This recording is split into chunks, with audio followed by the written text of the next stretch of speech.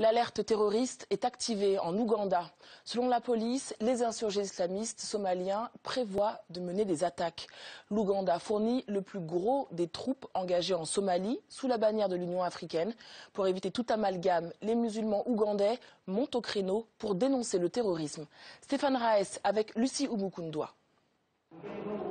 Mosquée nationale Kadhafi à Kampala.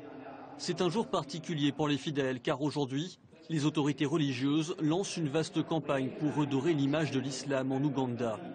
Soins médicaux gratuits, les musulmans ougandais veulent montrer une institution ouverte pour ne pas être associés aux chebabs islamistes de Somalie.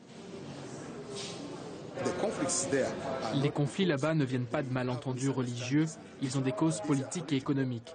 C'est pourquoi il ne faut pas que ces conflits qui se passent dans d'autres pays s'importent ici. L'islam est une religion de paix.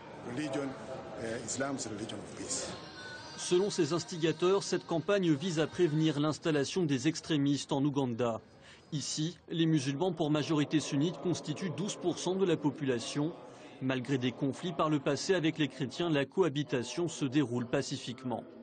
Mais les soupçons de radicalisme ne sont jamais loin, comme lorsque le mois dernier, la police interpelle 10 imams suspectés de faire partie d'un réseau islamiste.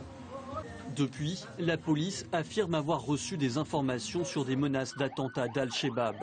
L'Ouganda est placé en alerte terroriste. Toute personne suspecte peut être arrêtée. Si la police vous demande qui vous êtes, d'où vous venez, ce que vous faites dans telle ou telle région du pays, eh bien d'une certaine façon, cela instaure une barrière dans la tête des gens qui pensent qu'ils peuvent venir ici pour semer le chaos entre les Ougandais. En 2010, l'Ouganda avait été frappé par un attentat meurtrier pendant la Coupe du monde de football.